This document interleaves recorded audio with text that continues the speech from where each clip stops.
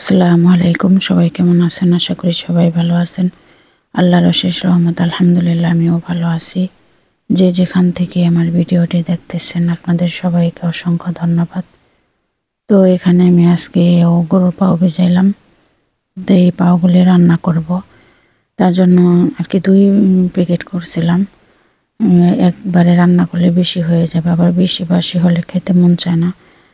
তো আজকে কিছু গরুর পাও আর কি পাশের বাসার ভাবির দেব। ভাবি না আর কি, ভাবি আসে আর কি। ভাবি হচ্ছিল, সে চলে গেছে বাংলাদেশে।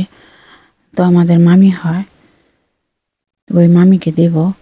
তার জন্য আর কি 2 প্যাকেটই ভিজাইলাম। 1 প্যাকেট রান্না করলে আর কি কম হয়ে যাবে। 1 প্যাকেট আমাদের জন্য ঠিক আছে, আমরা দুজনের জন্য। কিন্তু কাউকে দিলে আর কি 1 প্যাকেটে হবে না, তাই 2 প্যাকেটই ভিজাইলাম।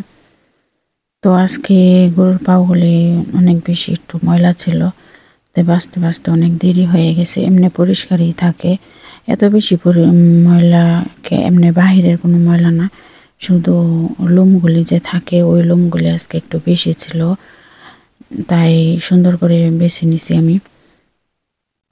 এই যে দেখেন কত সুন্দর করে বাছলাম। এটাকে আমি ফুটন্ত, যেহেতু আমার গরম হিটার আছে কিচিং রুমে, তো যারা বাহিরে থাকে তাদের সবারই গরম হিটার থাকে, এখন বাংলাদেশেও মানুষ লাগায়। তো এখানে আমি গরম পানি দিয়ে আগে রক্তটা সুন্দর করে ফেলে দিছি। তো আজকে গরুর পাউটা আমি রান্না করব না, আমার হাজব্যান্ড রান্না করবে। সে বলতেছে যেহেতু আমি আগে চলে আইছি, তো দেহ আমি মাখিয়ে বসাই, সবসময় তো তুমি রান্না করো, আজকে আমি রান্না করি। তো আমি দিলাম, সে যেহেতু সে দিয়ে রান্না করতে চাইতেছে। আর এটাকে আগে সুন্দর করে মেখে রান্না করতে হবে। তারপরে আমার হাজব্যান্ড বলতেছে যে এই জায়গায় দাঁড়ায় থাকো, দাঁড়ায় দাঁড়ায় দেখো আমি কিভাবে রান্না করি। তো এটাকে সুন্দর করে মেখে তারপরে এখন গরম পানি দিয়ে দিল, গরম সেদ্ধ হবে। তো গরুর পাওয়াটাকে আজকে আর রান্না করব না, তো কালকে রান্না করব। সিদ্ধ হতে দিলাম সুন্দর করে। এটা তো আপনারা সবাই জানেনই, গরুর পাও আগে সুন্দর করে সিদ্ধ করতে হয়, তারপরে রান্না করতে হয়। আর আজকে আমি কচুর গাঁটি দিয়ে ইলিশ মাছ রান্না করব।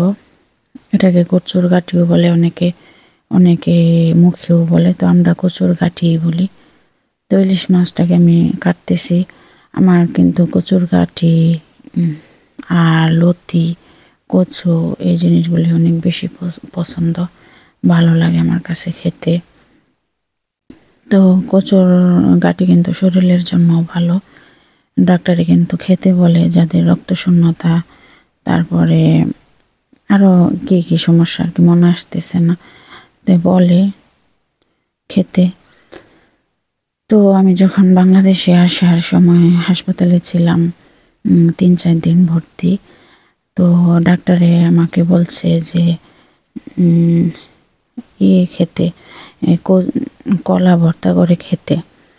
তো আমি আবার আমার দেবরে কলা আনতে বলছি, যে দেবরের আর জালের কাছে ডাক্তারে বলছে। তো আমি তো অসুস্থ হয়েছিলাম, তো ওরা কী করছে, আমার কাঁচা কলা আইনে দিছে। ওখানে হাসপাতালের ওখানে আর কি কলা পাওয়া যায়। কি বোকা ছিলাম যে ওই কলাগুলি কাঁচাই ভর্তা বানাইছি। তারা কিন্তু সিদ্ধ করে ভর্তা বানিয়ে খেতে বলছে। আমি কাঁচাই ভর্তা বানাই তো আর খাওয়া যায় না, গলায় আটকে যায়। তা আজকে কথাটা মনে পড়লো, তাই আপনাদের সাথে শেয়ার করলাম। তারপরে ডাক্তারে বলতেছে যে কাঁচা কলা ভর্তা বানায় খাইতে বলছি, তরকারি রান্না করে খাইতে বলছি, খাইছেন কি না? তো আমি আবার খাইছি, তো আবার প্লেটে দেখাইছি। পরে তো ডাক্তার হাসতে হাসতে শেষ, যে এই বোকা মানুষ কোন রাজ্যে বাস করে, এই কাঁচা খেতে বলছে কে? মানে কি আজকে মনে পড়লো, তাই আপনাদের সাথে শেয়ার।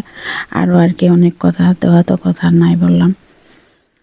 তো ডাক্তারে অনেক হাসাহাসি, নার্সের অনেক হাসাহাসি। তারপরে আবার আমার শাশুড়ি পরে আবার রান্না করে হাসপাতালে দিয়ে গেছে। তাই এই যে আমি এখন কচুর গাঁটিগুলি সুন্দর করে কষাবো। তো এই কচুর গাঁটিগুলি সুন্দর করে কষাতে কষাতে আর কি রান্না করে ফেলতে হবে এই কষানোর মধ্যে। তে এটাতে এই কচুতে যেহেতু পানি উঠবে না, এর জন্য আমি একটু হালকা মানে কি ফুটন্ত পানি আমি তরকারিতে পানি দিই, তো এখানে আমি একটু পানি দিয়ে দিছি। এটা সিদ্ধ করতে গেলে কিন্তু পুড়ে যাবে, তার জন্য গরম পানি দিছি। আর এই কচুর মুখি বা কচু আপনার কষানোর মধ্যে কষানোতে সিদ্ধ হয়ে গেলেই সিদ্ধ হবে। তারপরে যখন সে কষানোতে সিদ্ধ না হলে যখন আপনি পানি দেবেন তখন কিন্তু এক সাইড আর কি কসকস করবে, আর একটু মনে করবেন সিদ্ধ হবে এমন থাকবে আর কি। আর যদি কষানোর মধ্যেই আপনি পুরাটা সিদ্ধ করে ফেলেন তখন পানি দেওয়ার পরে কিন্তু আর এমন কচকচে ভাবটা থাকবে না, পুরাটাই সিদ্ধ হয়ে যাবে। এটা হয়তো অনেকে জানেন, যারা জানেন না তাদের জন্য বললাম আর কি। আমিও কিন্তু জানতাম না, আমিও কিন্তু রান্নায় অনেক ভুল ত্রুটি এখনও করি বা আগেও করছি, অনেক জিনিস নষ্ট করছি। যখন এই নতুন ছিলাম বুঝতাম না, এখনও বুঝি না রান্নার বিষয়ে, অনেক কিছুরই অভিজ্ঞতা নেই, অনেক কিছুই অনেক আপুদের কাছে শিখি। আমার হাজব্যান্ড আমাকে শেখায়, আমার শাশুড়ি আমাকে শেখায়, তো এমন আর কি। তো কচু রান্না করতে গেলেও সিদ্ধ হতো না, কসকস করতো। তো এখন শিখছি আলহামদুলিল্লাহ, এখন আর এমন হয় না। তো এই যে আমি হালকা মাছটাকে ভাজছিলাম, পুরোপুরি ভাজিনি আর কি, অল্প একটু কাঁচা গন্ধটা যেন দূর হয়ে যায়, যেহেতু ফ্রিজে ছিল বরফ করা। এটা তো আর বাংলাদেশের তাজা মাছ না, বাংলাদেশ থেকে আসে আর কি, যেহেতু বরফ করা তার জন্য আমি হালকা একটু ভেজে নিচ্ছি। ইলিশ মাছ কিন্তু কাঁচাটাই ভালো লাগে, ভাজাটা আমার কাছে ভালো লাগে না। আর ইলিশ মাছ আমার কাছে এত প্রিয় না, আমি ইলিশ মাছটা এত পছন্দ করি না, আমার হাজব্যান্ড ইলিশ মাছ পছন্দ করে। তো আমার পছন্দ হলো পাঙ্গাস মাছ, আপনারা কেউ হাসবেন না, পাঙ্গাস মাছ আমার কাছে অনেক বেশি ভালো লাগে। তো পাঙ্গাস মাছটাই আমি বেশি পছন্দ করি। আমি যখন সৌদি আরবে আসি তখন কিন্তু আমার শাশুড়ি আমাকে পাঙ্গাস মাছ এনে কষিয়ে দেয়। এই যে এখানে আমার জন্যে আমার হাজব্যান্ড